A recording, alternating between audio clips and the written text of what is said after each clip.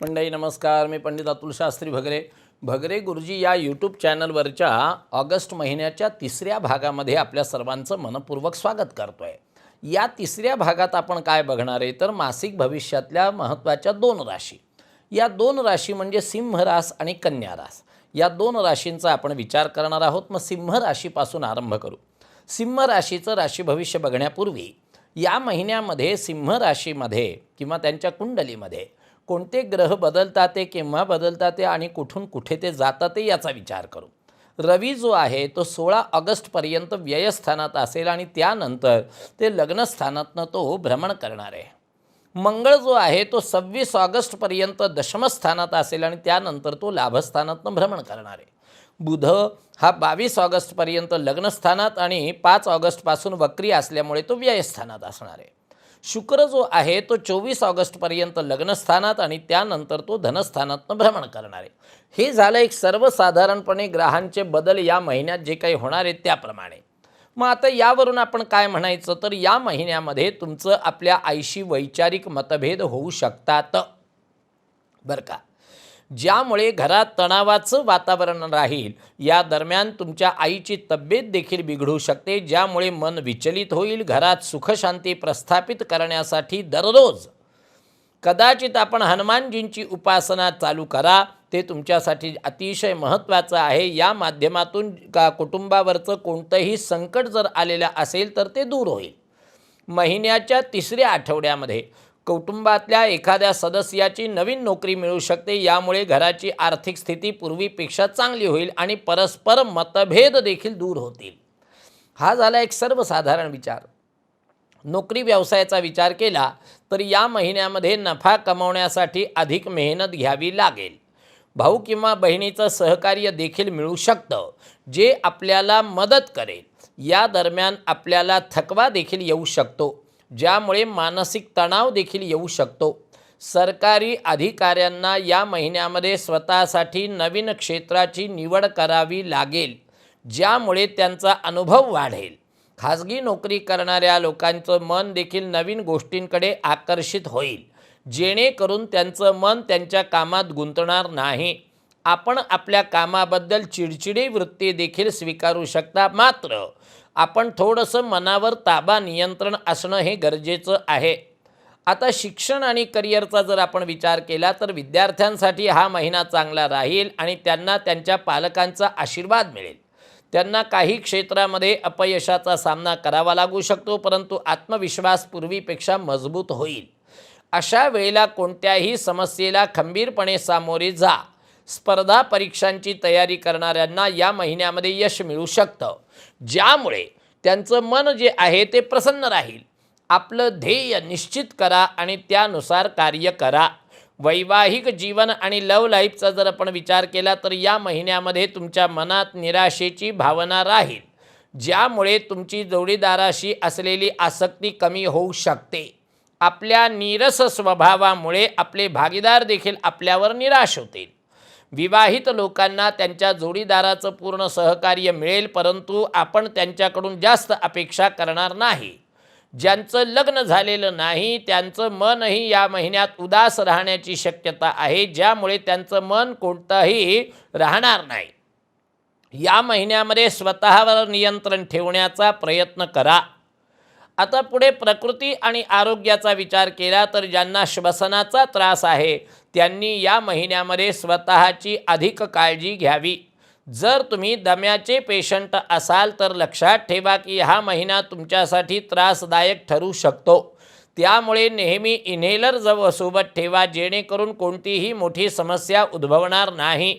शारीरिक दृष्टीने या महिन्यामध्ये कोणतीही गंभीर समस्या येणार नाही, परंतु मानसिकदृष्ट्या आपण आजारी राहू शकता. आपण एखाद्या गोष्टीची चिंता करत राहाल, ज्यामुळे तुमचं मन अस्वस्थ राहू शकतं.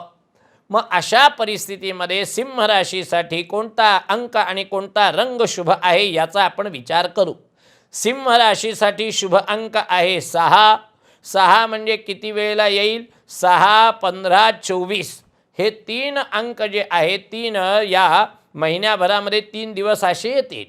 आणि कोणता रंग उत्तम आहे तर पांढरा रंग जो आहे तो सिंह राशीसाठी ऑगस्ट महिन्यासाठी अत्यंत महत्त्वाचा ठरेल. ही झाली पहिली रास.